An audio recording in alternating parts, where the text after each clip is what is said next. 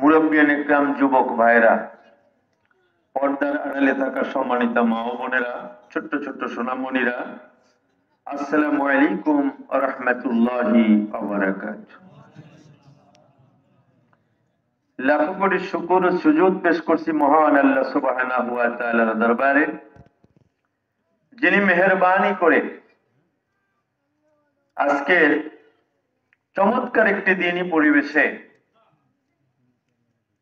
ইসলামী জলসা করার তৌফিক দিয়েছেন। এ কারণে মহান রবের দরবারে শুকরিয়া আদায় করি, আলহামদুলিল্লাহ। আরো শুকরিয়া আদায় করি, অসংখ্য মানুষ এই সমাজে বসবাস করে। দুঃখের বিষয়, পরিতাপের বিষয়, অনেকগুলো বছর যাবৎ আল্লাহ এই গোলামকে দিয়ে সিরাতুন নবী মাহফিল, তাফসির মাহফিল করান, ওয়াজ মাহফিল করান, এরকম কোন প্যান্ডেলে এখন পর্যন্ত আল্লাহ আমাকে উপস্থিত করেন নেই। দুর্ভাগ্য যে আজকে তিনটা শব্দ এখানে ইউজ করা হয়েছে। চালাকি কাকে বলে?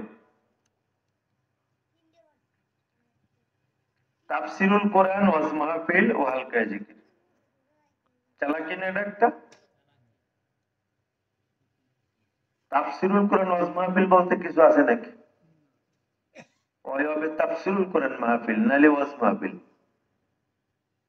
যত চালাকি করি লাভ তো কিছু হবে না। সবাই সমর্থন চাই, আসলে সমর্থন নাই। এই মাদ্রাসার প্রতি এলাকার মানুষের সমর্থন নাই। কষ্ট লাগে আপনাদের? কি অবস্থা? এই এলাকায় তো অত্যন্ত ঘনবসতি। ঘনবসতি না এলাকায়? কি অবস্থা, কি চিত্র! এই চিত্র দেখতে হলো আজকে। জান্নাতের টিকিট সবাই পাইয়ে গেছে বোধহয়, নাকি? দুঃখের বিষয়, পরিতাপের বিষয়, হাস্যস্কর। হয়তো মাদ্রাসার কমিটি নিয়ে ঝামেলা আছে, না হয় মাদ্রাসা পরিচালনা পদ্ধতি নিয়ে ঝামেলা আছে, না হয় যিনি চালান তার গ্রহণযোগ্যতার ব্যাপারে ঝামেলা আছে। কিছু একটা ঝামেলা এখানে আছে, না হইলে দশাটা তো এরকম হওয়ার কথা না। আমি বিনয়ের সঙ্গে অনুরোধ করছি, আশেপাশের যারা আছেন, এই মাহফিল আমার ব্যক্তিগত কোনো মাহফিল নয়। এই মাহফিল হচ্ছে কোরআনের মাহফিল। কোনো সন্দেহ আছে নাকি? কোরআনের মহাব্বতে, আল্লাহর মহাব্বতে, রাসূলের মহাব্বতে আশেপাশের যারা রয়েছেন, আপনাদের এই মাহফিলে আসা কর্তব্য। কে মাহফিল চালায়, কে মাদ্রাসা চালায়, তার সাথে আমার সম্পর্ক কি, ভালো না মন্দ, এটা হলো পরের সাবজেক্ট। মাহফিল হচ্ছে কোরআন সুন্নাহর আলোচনা হবে, কোরআন হাদিসের আলোচনা হবে।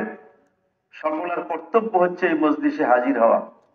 আজকের দিনটির পরে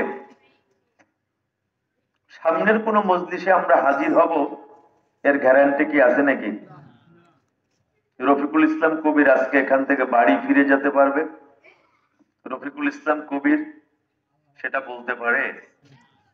হয়তোবা আগামীকালকে সকালে মাইকে অ্যানাউন্সমেন্ট হতে পারে, ফেসবুকে ঘোষণা হতে পারে রফিকুল ইসলাম কবিরের জানাজা রায়ন্দারাজ ফাজিল মাদ্রাসার ময়দানে আগামীকালকে আসরবাদ। হতে পারে কি হতে পারে না? সুতরাং রাগ, গোসা, রিয়া, কষ্ট, দুঃখ, ক্ষোভ সবকিছু বাদ দিয়ে কোরআনের মহাব্বতে, আল্লাহর সন্তুষ্টির জন্য এই মজলিসে আশেপাশের মানুষগুলোকে আসার জন্য আমি সবিনয় অনুরোধ করছি। সালাম ও দুরূদ নবী আলা সাইয়্যিদিনা জানাবে মুহাম্মাদুর রাসূলুল্লাহ সাল্লাল্লাহু আলাইহি ওয়াসাল্লামের প্রতি, যার মাধ্যমে আমরা এই কোরআনুল হাকিমকে আল্লাহর পক্ষ থেকে উপহার পেয়েছি, ঠিক কিনা? শুধু কি আমরা গারে হেরাত থেকে নবুয়তের গুরু দায়িত্ব যেদিন আল্লাহ রসুল পাইলেন, সেদিন থেকে এখন পর্যন্ত যত মানুষ পৃথিবীতে এসেছে, কেমন পর্যন্ত যত মানুষ আসবে, সকলের জন্য এইটা আল্লাহর পক্ষ থেকে উপহার, ঠিক কিনা? আজকে এই কোরআনের মজলিস ভয় পায়, তাফসীরুল কোরআন মাহফিল লিখতে ভয় পায়। এতদিন কিন্তু প্রচন্ড ভয় ছিল। 5 তারিখে ছাত্র জনতার গণ অভ্যুত্থানের কারণে এখানে একটু শোয়ানো হয়েছে, তাফসিরুল কোরআন 5 মাহফিল একটু শোয়ানো হয়েছে, আগে ছিল না। এটা দুঃখের বিষয়, পরিতাপের বিষয়। এই কোরআনুল হাকিম আল্লাহ সুবহানাহু ওয়া তাআলা মানুষের জন্য দিয়েছেন, কোনো সন্দেহ আছে নাকি? মানুষের কল্যাণের কথাই কোরআনের ভিতরে রয়েছে। কিসে মানুষের অকল্যাণ হবে সে কথাগুলো কোরআনুল হাকিমের ভিতরে হৃদয় খুলে বলে দিয়েছেন একজন, তিনি কে? কোরআনের পরিচয় কি? আল্লাহ জাল্লা শানুহু কোরআনুল হাকিমের পরিচয় দিতে গিয়ে কোরআনুল হাকিমের মধ্যে বলেছেন, শাহরু রমাদান আল্লাযী উনজিলা ফীহিল কুরআন হুদাল লিন-নাসি ওয়া বায়িনাতিম মিনাল হুদা ওয়াল ফুরকান। আল্লাহ বলছেন রমজান মাস, যেই মাসে আমি কোরআন নাযিল করেছি, দলমত জাতি ধর্ম বর্ণ নির্বিশেষে পৃথিবীর সকল মানুষের পথ দেখানোর জন্য আমি কোরআন নাযিল করেছি। বলেন সুবহানাল্লাহ। শুরুতে আল্লাহ বলেছেন আলিফ লাম মিম যালিকাল কিতাবু লা রাইবা ফি হুদাল লিল মুত্তাকিন। আলিফ লাম মিম, এই সেই কিতাব যার মধ্যে কোনো ভুল চুক নাই, আর এই কোরআন পথ দেখাবে মুত্তাকি মানুষগুলোকে। বলেন সুবহানাল্লাহ। পথের দিশা দেওয়ার জন্য এই কোরআন এসেছে। পথের দিশা, কোন পথের দিশা? কোরআন কোন পথ দেখাবে? দুনিয়ার জিন্দেগিতে মানুষেরা যেই পথে হাঁটলে, যেভাবে জিন্দেগি যাপন করলে আল্লাহর পক্ষ থেকে মানুষেরা সুখ পাবে, শান্তি পাবে, স্বস্তি পাবে, সমৃদ্ধি পাবে, সেই পথের কথা কোরআনুল হাকিমের মধ্যে বলা আসে নাই। কোন পথে চললে, কিভাবে জিন্দেগি চালালে দুঃখ দৈন্যতা জরা জীর্ণতা জুলুম নির্যাতনের স্টিমরোলার খেতে হবে, পরাধীনতার গেলানি মাথায় নিয়ে জিল্লাতির সঙ্গে পৃথিবীতে বসবাস করতে হবে, সেই পথের কথাও হৃদয় খুলে আল্লাহ কোরআনে বলে দিয়েছেন, ঠিক কিনা? কোন পথে কিভাবে জিন্দেগি যাপন করলে মালাকুল মউতের সঙ্গে দেখা হওয়ার পরে পাঠান শুরু হয়ে যাবে, আযাবের ফেরেশতা মুসাল্লাত করা হবে, সেই কথাগুলো কোরআনুল হাকিমের মধ্যে আছে না নেই? কোন পথে জিন্দেগি যাপন করলে চূড়ান্ত ফয়সালার মধ্য দিয়ে মালাকুল মউতের সঙ্গে দেখা হওয়ার পরে নাকের ডগায় জান্নাতের নাজ নেয়ামতের ঘেরান আসবে, চূড়ান্ত ফয়সালার মাধ্যমে সুখের ঠিকানা জান্নাতে গিয়ে হাজির হওয়া যাবে, সেই পথের কথা কোরআনুল হাকিমের মধ্যে সবিস্তারে আল্লাহ সুবহানাহু ওয়া তাআলা বর্ণনা করে দিয়েছেন, ঠিক কিনা? কোরআন কেন এসেছে, রাসূলের কাছে কেন কোরআন দেওয়া হয়েছে, অনেক কথাই আল্লাহ সুবহানাহু ওয়া তাআলা কোরআনের ভিতরে বলে দিয়েছেন। একটি আয়াত আল্লাহ বলেছেন আলিফ লাম রা কিতাবুন আনজালনাহু ইলাইকা লিতুখরিজান নাসা মিনাজ জুলুমাতি ইলান নূর। আলিফ লাম মিম, আলিফ লাম রা, নবী হে কারণে আপনার কাছে আমি এই কোরআন অবতীর্ণ করেছি, এই কিতাব অবতীর্ণ করেছি, পাপ পঙ্কিলতার মধ্যে পড়ে থাকা, অন্ধকারের মধ্যে সাঁতরিয়ে বেড়ানো মানুষগুলোকে কোরআনের সাহায্য টেনে টেনে আপনি যেন আলোর দিকে বের করে নিয়ে আসতে পারেন, নেকির দিকে ভালোর দিকে বের করে নিয়ে আসতে পারেন, এই জন্য আমি আপনার কাছে কোরআন নাযিল করেছি। বলেন সুবহানাল্লাহ। মানুষগুলোকে যেন ভালো করা যায়, অসভ্য মানুষগুলোকে যেন সভ্য মানুষে পরিণত করা যায়, ঠিক কিনা? রাসূল সাল্লাল্লাহু আলাইহি সাল্লামকে যখন গারে হেরাত থেকে 40 বছর বয়সে নবুয়তের গুরু দায়িত্ব দেওয়া হয়েছিল, আরব সহ তামাম পৃথিবীর অবস্থাটা কি ছিল আপনাদের কি জানা আছে? মানুষগুলোর নৈতিক চরিত্রের কঠিন অধপতন ঘটেছিল, চুরি ডাকাতারি রাহাজানি খুন খারাপি, মদ্যপান, জেনা, যৌন অনাচার ইত্যাকার সকল অপকর্মে মানুষদেরকে অষ্টে পৃষ্ঠে বেঁধে ফেলেছিল। এমন কোন অকাম নাই যা মানুষেরা করত। এক কথায় মানুষগুলো ছিল অসভ্য, বর্বর, খারাপ মানুষ। আল্লাহ সুবহানাহু ওয়া তাআলা এই কোরআন দিয়েছেন অসভ্য, বর্বর, খারাপ মানুষগুলোকে সুন্দর, সোনার, সভ্য মানুষে পরিণত করার জন্য, ঠিক কিনা? নবী মুহাম্মদুর রাসূলুল্লাহ সাল্লাল্লাহু আলাইহি ওয়াসাল্লাম নবুয়তের গুরু দায়িত্ব পাওয়ার পরে মানুষদের মাঝে এই দ্বীনের দাওয়াতি কার্যক্রম করেছিলেন না? 23 বছর পরে তিনি দুনিয়া থেকে চলে গিয়েছেন। রাসূলের নবুয়তি জিন্দেগি হচ্ছে 23 বছর। এই 23 বছরের দাওয়াত, অক্লান্ত পরিশ্রম, যুদ্ধ বিগ্রহ বিভিন্নর মধ্য দিয়ে আল্লাহ সুবহানাহু ওয়া তাআলার পক্ষ থেকে যে দায়িত্ব রাসূল পেয়েছিলেন সে দায়িত্ব পালন করেছেন। 23 বছরে মানুষগুলোকে কোরআনের টাচে এনেছেন, যার কারণ ইতিহাসের দিকে আমরা তাকালে দেখতে পারি সে সময়ের অসভ্য মানুষগুলো কোরআনের টাচে আসার কারণে সুন্দর, সোনার, সভ্য মানুষে পরিণত হয়েছিল, ঠিক কিনা? আমাদের সমাজের আজকে অবস্থাটা কি একটু বিশ্লেষণ করুন। আপনি আপনাকে নিজেকে নিয়ে ভাবুন। আপনার বাড়িটাকে মেডেল ধরে চতুর্দিকের 20 বাড়ির লোকজনের ব্যাপারে একটা জরিপ করুন। দেখুন আমাদের অবস্থাটা কি, আমার বা অবস্থা কি, আশেপাশের মানুষগুলোর বা অবস্থা কি, নৈতিক চরিত্রটা কি। আইয়ামে জাহিলিয়াতের যুগে মানুষের যে চরিত্র ছিল আমাদের চরিত্রের সঙ্গে প্রায় মিলে যাবে, ঠিক কিনা? সুতরাং আপনি আমি কি চুপচাপ বসে থাকতে পারি? এ সময় আপনাকে আমাকে নিজেকে কোরআনের সাথে নিবিড় ভাবে সম্পর্ক করে তুলতে হবে, আর সব মানুষগুলোকেও কোরআনের সাথে সম্পর্ক যুক্ত করার জন্য আপনাকে আমাকে মুজাহিদা করতে হবে, চেষ্টা করতে হবে, ঠিক কিনা? কোরআনের কথা, তাফসীর মাহফিলের কথা শুনলি চান্দি গরম হয়ে যায়। ওয়াজ মাহফিল, আরে বাবা ওয়াজ মাহফিল তো কোরআনের মাহফিল। ওয়াজ মাহফিলে কোরআন হাদিসের বাইরে কিছু বলা হয় নাকি? তাফসীর মাহফিলে কোরআন খুলে তেলাওয়াত করে ধরে ধরে আয়াত, প্রত্যেকটা শব্দের অর্থ ধরে ধরে ব্যাখ্যা বিশ্লেষণ করা হয়, ঠিক কিনা?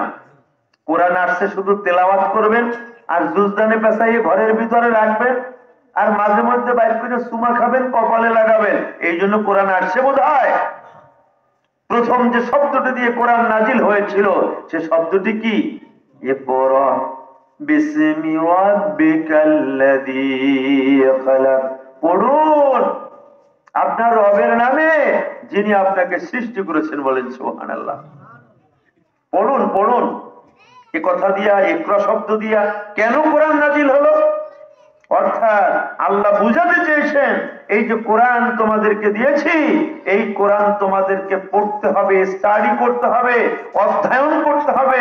কোরআনে আমি কি বললাম সেগুলো বুঝে বুঝে 3.5 হাত বড়ি, সংসার, সমাজ, রাষ্ট্রের সকল স্তরে এই কোরআনের বিধানগুলো মেনে চলতে হবে, ঠিক কিনা? এই চিন্তা, এই চেতনা, এই বুঝ আমাদের ভিতরে আছে কি? শুধু দুনিয়া পাইলাম না, খাইলাম না, 5 কুড়া আছে, আরো কিভাবে 50 কুড়া করা যায়, লাখ আছে কোটিতে পরিণত করা যায়, পোলা নাতি কিভাবে ওই ল্যাংডার দেশে পাঠাইয়া টাকা কামাই করা যায়, ঠিক কিনা? ল্যাংডার দেশে যাইয়া নাতিতে পোলায় টাকা দেবে আর সেই টাকা কিভাবে সুদে লাগাইয়া বাড়ান যায়, এই সমস্ত হাবি যাবে চিন্তার ভিতরে। আসল চিন্তার জায়গায় ফাঁকা। কদিন দুনিয়ায় থাকবো তো বলেন দেখি? কিয়ামতের যে দিনটায় বিচার হবে সেই দিনটার দৈর্ঘ্য কতটুকু? দুনিয়ার মাস দিনের হিসাবে 50,000 বছরের সমান হবে একদিন। তার 30 দিনের গাঁথনি দিয়ে মাস, তার 12 মাসের গাঁথনি দিয়ে বছর, তার কত বছর সেখানে থাকবেন? শুরু আছে শেষ নাই। হাজার হাজার কোটি কোটি বছর, যার শুরু আছে শেষ।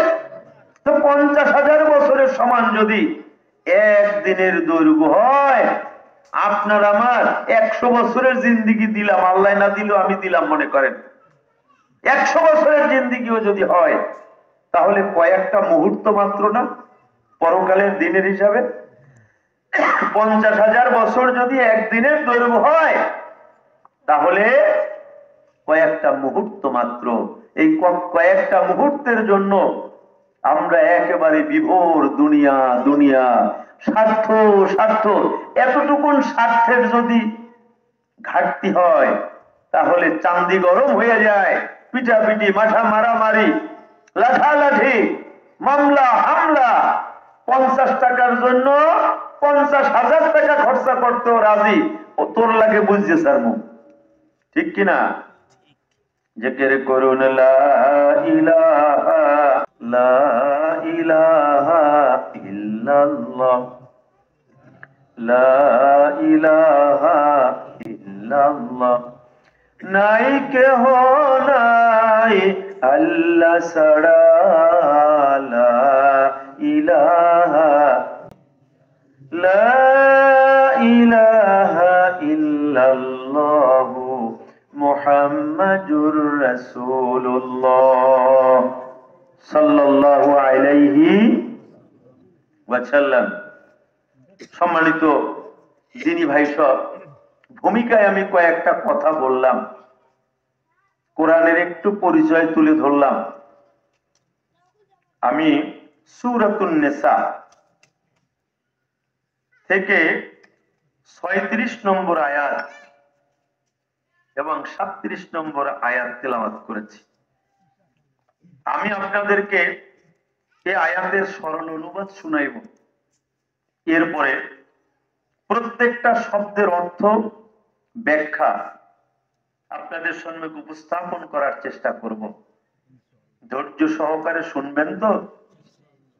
আল্লাহ সুবহানাহু ওয়া তাআলার কাছে আমি তৌফিক কামনা করছি তেলাওয়াতকৃত দুটো আয়াতের উপরে যে প্রয়োজনীয় কথাগুলো আসা দরকার, আমি নগণ্য গোলামটার মুখ থেকে আল্লাহ যেন সে কথাগুলো বের করে দেন। যে কথাগুলো শুনে আপনারা যারা শুনছেন, নারী পুরুষেরা, আশেপাশের মানুষেরা, আপনাদের ঈমানটা শানিত অনুসারিত হয়। আমরা সবাই মিলে আরো নিবিড় ভাবে কোরআনের সঙ্গে, আল্লাহর সঙ্গে সম্পর্ক যুক্ত হতে পারি, জান্নাতি মানুষ হিসাবে জিন্দেগি যাপন করতে পারি। এই জাতীয় প্রয়োজনীয় কথাগুলো শেষ করে দিতে হবে। বলেন নাউজুবিল্লাহ। রাখে আল্লাহ বারেকে, ওরা শেষ পর্যন্ত মারতে পারলো না। রাসূল সাল্লাল্লাহু আলাইহি ওয়াসাল্লামকে আল্লাহ বললেন, রাসূল এই জালেমের দেশে আপনার থাকা চলবে না, দ্বীনের প্রয়োজনে আপনাকে মদিনায় চলে যেতে হবে। আল্লাহ রাসূল হিজরত করে মদিনায় দ্বীনের জন্য 6 মাস পরে এত বেশি মানুষেরা মদিনায় যাওয়ার পরে ইসলামের মধ্যে দীক্ষিত হচ্ছিল। ইহুদি খ্রিস্টানদের সঙ্গে চুক্তি করে আল্লাহ রাসূল একটা ছোট্ট ইসলামী রাষ্ট্র কায়েম করেছিলেন। বলেন সুবহানাল্লাহ। মক্কার মানুষগুলো আবু জাহেলের গোষ্ঠী, উতবা, সাইবা, ওয়ালিদ ইবনে মুগীরা, আবু লাহাব এর উত্তরসূরিরা তেলে বেগুনে জ্বলে উঠলো। মুহাম্মদ কিনা আমাদের ভয়ে দেশ ছেড়ে রাতের আধারে পালিয়েছে, সে ওখানে গিয়ে রাষ্ট্রনায়ক হলো, রাষ্ট্র কায়েম করেছে। মজা দেখাচ্ছি। আবু জাহেল 1000 সৈন্য নিয়ে নাচতে নাচতে মুসলমানদেরকে শেষ করার জন্য মদিনায় গিয়েছিল, ঠিক কিনা? বদরের প্রান্তরে যুদ্ধ হয়েছিল। আল্লাহ রাসূল ছিলেন 313 জন মানুষের সেনাপতি, সেনানায়ক। যুদ্ধ হলো, বিশাল ব্যবধানে আল্লাহ মুসলমানদেরকে সেদিন বিজয় দিয়েছিলেন। আবু জাহেল সহ 70টা বাঘা বাঘা প্লেয়ার সেদিন ওই যুদ্ধে নিহত হয়েছিল, যাদের একটা গর্ত করে লাশগুলোকে তার ভিতরে চাপা দেওয়া হয়েছিল। এমনি ভাবে আল্লাহ রাসূলকে উহুদের যুদ্ধ করতে হয়েছে, খন্দকের যুদ্ধ করতে হয়েছে, আল্লাহ রাসূলকে হুনাইনের যুদ্ধ করতে হয়েছে। অনেকগুলো যুদ্ধ বিগ্রহের মধ্য দিয়ে শেষ পর্যন্ত আল্লাহ রাসূল মক্কা বিজয় করেছে 8ম হিজরিতে, এবং একটি বিশাল রাজ্যের তিনি গোড়াপত্তন করেছিলেন। সেই রাষ্ট্রটি কোরআন সুন্নাহ দিয়ে তিনি পরিচালনা করেছিলেন। আল্লাহ রাসূল মৃত্যুবরণ করার পরে খোলাফায়ে রাশিদিনের প্রথম খলিফা সাইয়েদনা আবু বকর সিদ্দিক রাদিয়াল্লাহু তাআলা 2.5 বছর খেলাফতের মসনদে ছিলেন। তখনও রাষ্ট্রের কলেবর বেড়েছিল। তিনি চলে যাওয়ার পরে সাইয়েদনা ওমর ফারুক রাদিয়াল্লাহু তাআলা আনহু 10 বছর খেলাফতের মসনদে ছিলেন। ওমর ফারুক রাদিয়াল্লাহু তাআলা আনহু শেষের দিকে অর্ধ পৃথিবী জুড়ে মুসলিম সাম্রাজ্য প্রসার করেছিল, অর্থাৎ অর্ধ পৃথিবী জুড়ে মুসলমানদের রাষ্ট্র কায়েম হয়েছিল। বলেন সুবহানাল্লাহ।